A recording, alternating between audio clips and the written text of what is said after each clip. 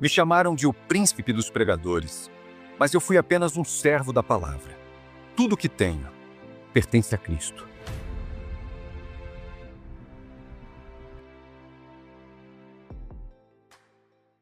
Conheça Charles Spurgeon, o príncipe dos pregadores. No inverno gelado de 19 de junho de 1834, na pequena vila de Kelvedon, Inglaterra, nasceu Charles Haddon Spurgeon.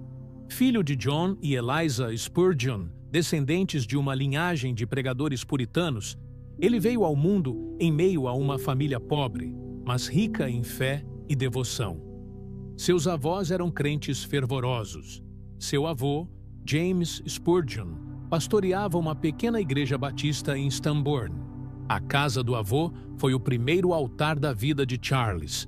Ele folheava livros teológicos e ouvia sermões sobre a glória de Cristo. Antes dos 10 anos, Spurgeon já lia obras de John Bunyan e Richard Baxter. Ele se emocionava com as páginas de O Peregrino, imaginando-se ao lado de cristão, caminhando rumo à cidade celestial. Mas mesmo crescendo cercado pela fé, ele ainda não conhecia o Salvador de modo pessoal. A infância foi marcada por uma sensibilidade espiritual precoce e por um coração sedento de respostas. Ele sentia o peso do pecado, um peso que, para um menino, parecia esmagador. Certa vez, com apenas 15 anos, tomado por angústia espiritual, Charles saiu de casa em meio a uma nevasca e entrou em uma pequena capela metodista em Colchester. O pregador daquela manhã era um simples sapateiro substituto, sem eloquência nem preparo. Mas aquele homem, guiado por Deus, leu Isaías 45:22. Olhai para mim e sereis salvos, vós todos os confins da terra. Spurgeon recordaria depois. Aquele texto me atingiu como uma flecha. Eu olhei e fui salvo.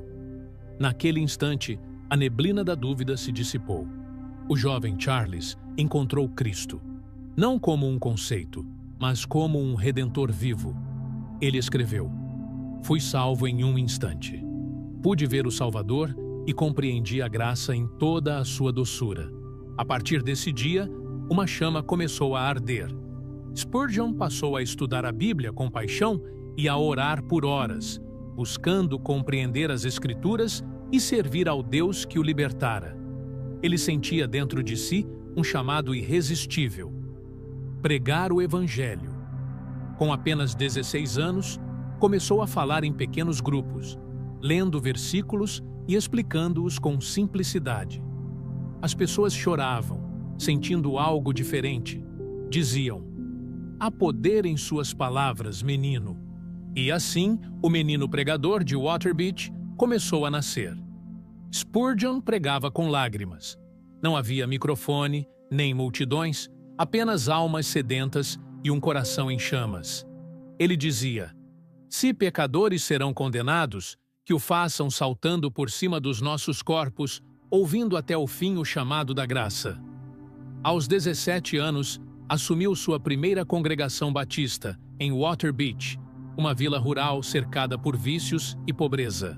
Mas em poucos meses, a transformação era visível. Bêbados se convertiam, famílias eram restauradas e a vila começou a mudar. A fama do jovem pregador se espalhou rapidamente. Pastores viajavam quilômetros para ouvi-lo. Seu estilo era direto, bíblico, inflamado e cheio de autoridade espiritual. Era como se o púlpito fosse uma tocha e cada sermão uma centelha divina. Spurgeon não pregava para entreter.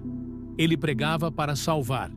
Dizia: prefiro salvar uma alma a ganhar todo o ouro do mundo. E cada palavra sua parecia sair da fornalha de um coração moldado pelo fogo da graça. Enquanto muitos buscavam o prestígio acadêmico, Spurgeon buscava a unção.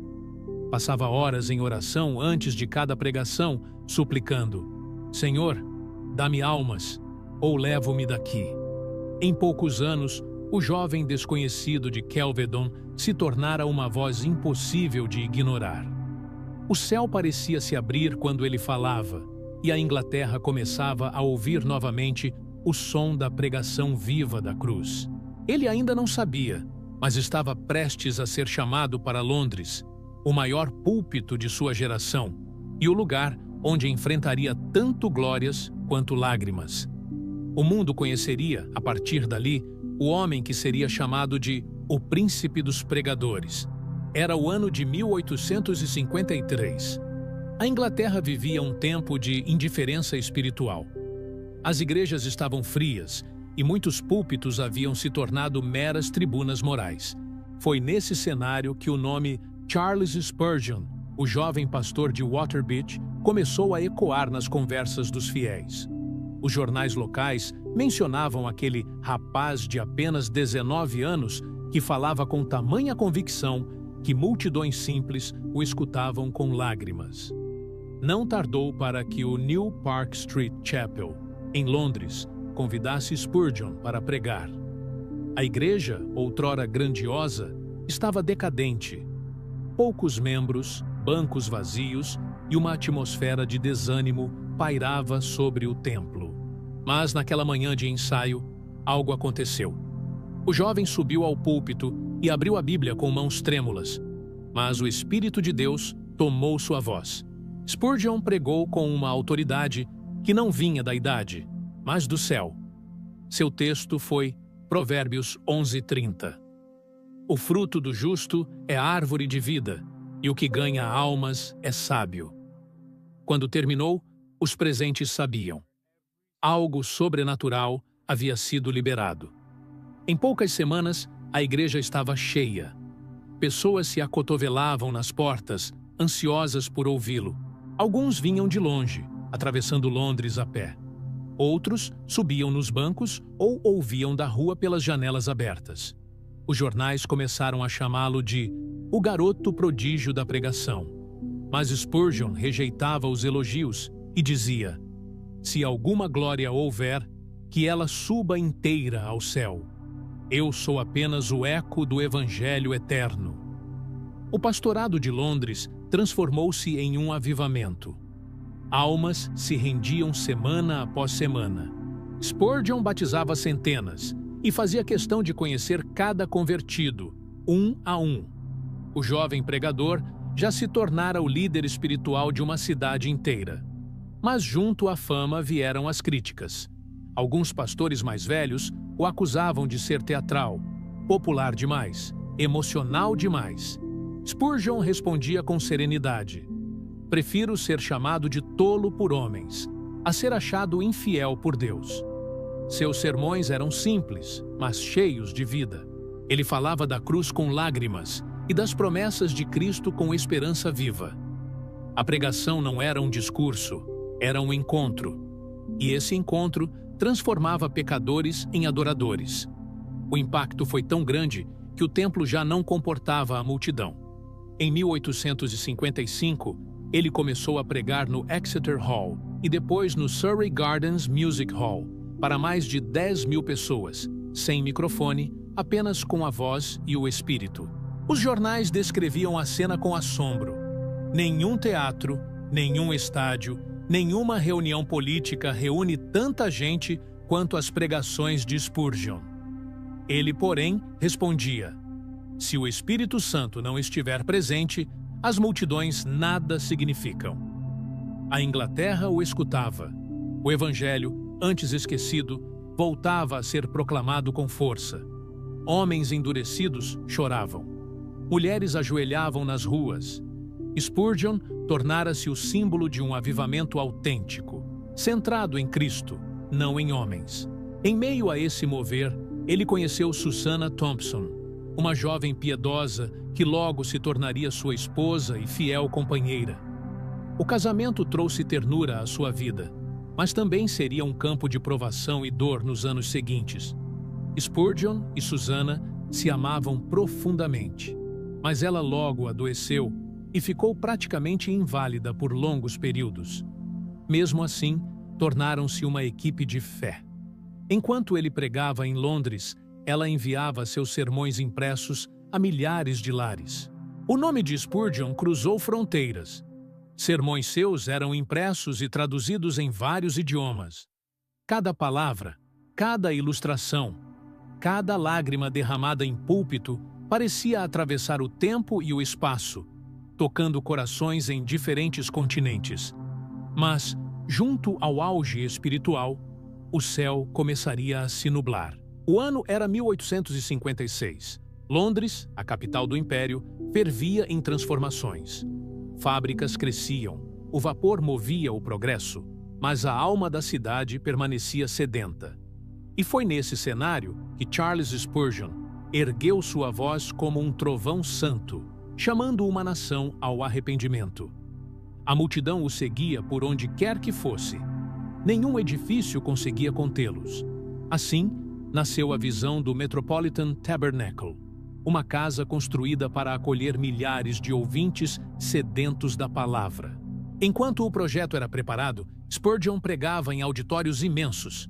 Mas no dia 19 de outubro de 1856, durante um culto no Surrey Gardens Music Hall, o inimigo tentou silenciar sua voz. Alguém, no meio da multidão, gritou em pânico: "Fogo! Fogo!" Não havia incêndio, mas a massa de 10.000 pessoas se desesperou. Na confusão, 7 pessoas morreram e dezenas ficaram feridas. Spurgeon foi levado inconsciente. Ao recobrar os sentidos, chorava e dizia: "Oh, meu Senhor, por que permitiste tamanha tragédia em meio ao teu nome?" Aquela noite marcaria sua alma para sempre. Durante meses, Spurgeon viveu entre lágrimas e silêncio. Não pregava, quase não comia. Escreveu mais tarde: "Aquela noite deixou em mim uma ferida que sangrará até o fim da minha vida." Mas Deus não o abandonou. Pouco a pouco, as orações o fortaleceram. Ele voltou ao púlpito e, com voz trêmula, declarou: "A fé que nunca foi provada é fé que não pode ser confiada." A partir desse retorno, o ministério se tornou ainda mais poderoso. Spurgeon pregava agora não apenas com convicção, mas com compaixão. Conhecia a dor e falava de esperança com a autoridade de quem havia sangrado. Em 1871, o Metropolitan Tabernacle foi inaugurado, um templo majestoso, com capacidade para 6.000 pessoas sentadas e mais 1.000 em pé. Era o maior auditório de adoração da Europa. Lá, Spurgeon pregava 2 vezes por domingo, além das reuniões semanais. Muitas vezes, as pessoas se reuniam na madrugada apenas para garantir um lugar. O som de hinos e orações ecoava pelas ruas de Londres. Suas mensagens eram publicadas no dia seguinte nos jornais e depois reunidas em volumes intitulados Sermões de Spurgeon, que se tornaram best-sellers espirituais em vários países. Ele dizia: "Minha ambição é pregar todo o Evangelho a todo o homem, da forma mais simples possível." E, de fato, ele conseguia. O erudito e o operário compreendiam igualmente a profundidade de suas palavras. Spurgeon fundou também um seminário para formar pregadores fiéis à palavra, o Pastors College. Seu propósito era simples: preparar homens cheios do Espírito Santo, não apenas da inteligência.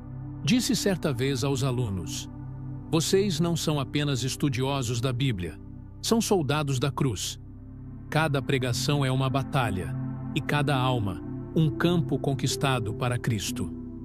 Enquanto a fama crescia, ele enfrentava também inimigos declarados. Jornais satíricos o ridicularizavam, caricaturas o mostravam como um fanático. Mas Spurgeon respondia com mansidão: "A crítica nunca ferirá tanto quanto o pecado não confessado." Mesmo sob pressão, o tabernáculo se tornara um farol. Pobres, órfãos e enfermos encontravam ajuda e consolo. A igreja mantinha abrigos, orfanatos e escolas. Era mais do que um templo, era uma manifestação viva do reino de Deus. Em meio à grandeza de Londres, Spurgeon permaneceu humilde. Dizia: "Deus não me chama para ser famoso, mas fiel." E a cada domingo, seu coração voltava ao mesmo clamor: "Senhor, dá-me almas." Mas o peso do chamado começava a se acumular. Entre a compaixão e o cansaço, o príncipe dos pregadores enfrentaria uma batalha silenciosa, não contra o mundo, mas dentro da própria alma. Com o crescimento do ministério, também crescia o peso que Spurgeon carregava na alma. As multidões o aplaudiam, mas seu coração, muitas vezes, gemia em silêncio.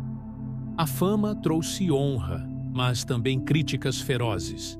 E foi nesse turbilhão que sua saúde, física e emocional, começou a fraquejar. Spurgeon sofria de gota crônica, reumatismo e doença de Bright, nos rins. Essas enfermidades o deixavam prostrado por semanas, com dores intensas que o impediam de pregar. Mesmo assim, nunca desistiu do ministério. Pregava sentado, suando, chorando, mas pregava. Junto às dores físicas, vinham também as crises emocionais. Ele chamava de a névoa sombria da alma. Hoje, sabemos que era depressão. Em cartas e sermões, confessava: sou sujeito a ataques de melancolia, tão pesados que, se não fosse pela graça, eu cairia em desespero total.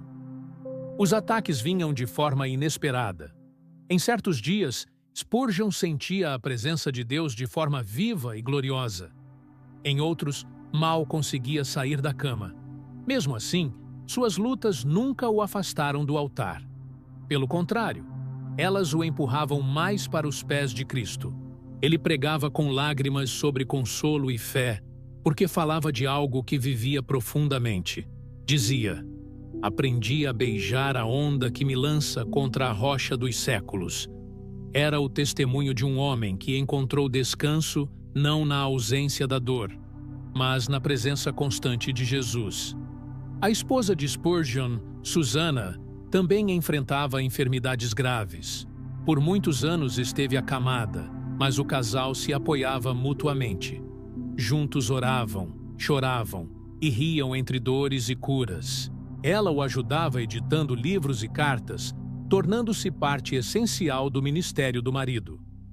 Mesmo debilitado, Spurgeon continuou escrevendo. Em seus períodos de repouso, surgiram algumas de suas obras mais profundas, como Morning and Evening, Manhã e Noite, e Lectures to My Students. Da enfermidade, ele fez um púlpito. Das lágrimas, ele fez tinta. E de suas fraquezas, um testemunho de graça. Aos que sofriam, ele dizia: quando não puderes ver o rosto de Deus, confia em seu coração. Essas palavras nasceram da dor, e é justamente por isso que curavam tantos. Spurgeon ensinou que o sofrimento não era o fim, mas o caminho pelo qual Deus moldava os santos. Suas crises de depressão o acompanhariam até o fim. Mas cada vez que a escuridão o cercava, ele voltava à palavra que sustentava sua alma. O Senhor é o meu pastor. Nada me faltará. E mesmo cansado, Spurgeon não deixava de pregar o Evangelho, porque acreditava que a graça é mais profunda que qualquer dor. Mesmo com o corpo debilitado, Spurgeon trabalhava com uma energia quase sobre-humana. Seu coração ardia por ver almas salvas e pastores preparados. Em 1865, ele criou o jornal The Sword and the Trowel, em português, A Espada e a Colher de Pedreiro, um nome inspirado no livro de Neemias. Spurgeon via o ministério como uma obra dupla. Com uma mão, combater o erro, com a outra, edificar o reino. Por meio dessa revista, Spurgeon publicava sermões, reflexões e alertas espirituais. Nela, combatia heresias, denunciava o formalismo religioso e chamava a igreja à santidade e ao fervor espiritual. Suas palavras eram diretas, bíblicas e cheias de unção. Não havia meio termo, havia verdade. Ao longo da vida, Spurgeon pregou mais de 3.600 sermões e escreveu cerca de 150 livros. Seus textos eram copiados e distribuídos em diversos idiomas, chegando a alcançar continentes inteiros. Na era pré-digital, ele se tornou o pregador mais lido do mundo. A chamada Downgrade Controversy, a controvérsia do rebaixamento, abalou os círculos evangélicos na década de 1880. Spurgeon denunciou a infiltração de doutrinas liberais nas igrejas batistas, alertando que o amor à cultura estava substituindo o amor à cruz. Por manter sua posição firme na verdade, Spurgeon foi atacado e até censurado por parte da União Batista. O peso da ingratidão o feriu profundamente. Ele disse com tristeza: "Preferi ser fiel a Cristo do que ser aprovado pelos homens." Foi uma das cruzes mais pesadas que carregou. Mesmo ferido e doente, Spurgeon não se calou. Continuou escrevendo, pregando e orando por avivamento. Suas mensagens se tornaram ainda mais profundas, marcadas por ternura e fogo espiritual. Parecia que quanto mais sofria, mais brilhava sua luz. Em uma de suas últimas conferências para pastores, ele exortou: mantenham a Bíblia aberta e os joelhos dobrados. Era a síntese de sua vida. Um homem totalmente entregue à palavra e à oração, que jamais deixou de crer no poder salvador de Cristo. Ao final da década de 1880, sua saúde já estava severamente comprometida. As crises de gota e os problemas renais se intensificaram, obrigando-o a se retirar periodicamente para a cidade de Menton, no sul da França, onde o clima ameno lhe trazia algum alívio. Mesmo ali, continuava a escrever e a interceder pela igreja. Spurgeon era, ao mesmo tempo, guerreiro e intercessor. Um pregador que lutava com a palavra e com a dor, mas que jamais se rendeu à desesperança. Dizia: quando Cristo estiver no navio, as tempestades podem rugir, mas o barco jamais afundará. A chama de Spurgeon não se apagava. Mesmo quando o corpo fraquejava, o espírito ardia. Ele havia se tornado um pastor de pastores, um mestre de oração, um profeta de fidelidade. Os últimos anos de Charles Spurgeon foram marcados por dor, mas também por paz. As enfermidades aumentavam e as forças diminuíam. Mesmo assim, ele mantinha o olhar firme no Salvador. Em cada carta, em cada oração, o desejo era o mesmo. O povo ouvia em silêncio, como quem recebia as últimas palavras de um pai na fé. Ali, cercado de montanhas e do mar, Spurgeon buscou descanso para o corpo e a alma. Mesmo longe de Londres, ele continuava orando pelos irmãos do tabernáculo. Recebia cartas de pastores e amigos, aos quais respondia com palavras de fé e consolo. Escreveu: "O caminho pode ser escuro, mas Cristo é a luz que nunca se apaga." Em 28 de janeiro de 1892, por volta das 11 horas da noite, Charles Haddon Spurgeon partiu deste mundo aos 57 anos. Seu último suspiro foi tranquilo, como quem adormece nos braços de Cristo.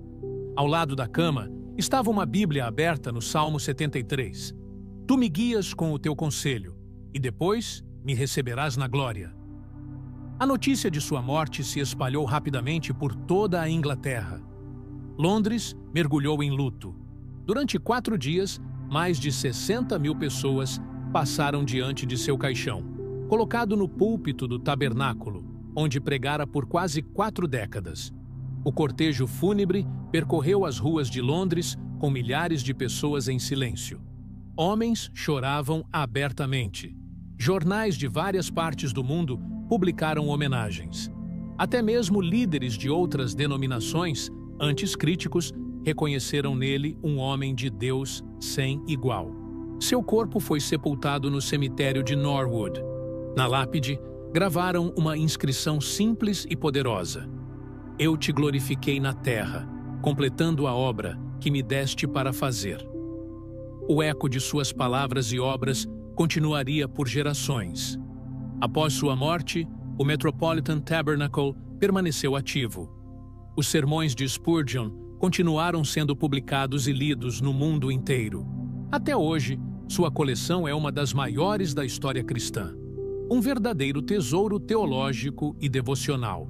Seus escritos inspiraram missionários, reformadores e pregadores de todas as épocas. Homens como D. L. Moody, Billy Graham e Martin Lloyd-Jones citaram Spurgeon como um de seus maiores exemplos. Mesmo séculos depois, suas palavras ainda inflamam corações. Entre suas frases mais lembradas está esta: "Se Cristo não for tudo para você, ele não será nada." Essa era a essência de seu ministério, um chamado radical à rendição total. Para Spurgeon, o Evangelho não era teoria, era vida, era cruz, era amor. A voz do príncipe dos pregadores se calou na terra, mas sua mensagem ainda continua viva, nas páginas, nos púlpitos e nas almas. Pois enquanto houver alguém que pregue a cruz, enquanto houver um coração que creia na graça, a chama acesa em Londres há mais de um século ainda arderá. Não por causa de Spurgeon, mas por causa daquele que ele amou acima de tudo, Jesus Cristo, o Senhor. Susanna Thompson Spurgeon foi a única esposa de Charles Haddon Spurgeon. Tiveram 2 filhos gêmeos, Thomas e Charles, nascidos em 1857. Seus filhos seguiram caminhos no Evangelho. Thomas Spurgeon tornou-se pastor e assumiu o púlpito do Tabernáculo Metropolitano após a morte do pai, enquanto Charles Spurgeon Jr. também se dedicou à obra cristã. Ela permaneceu viúva por 11 anos, vivendo em fé e escrevendo sobre sua experiência com Deus até partir em 1903, deixando o testemunho de uma mulher de oração, fidelidade e amor incansável pela palavra.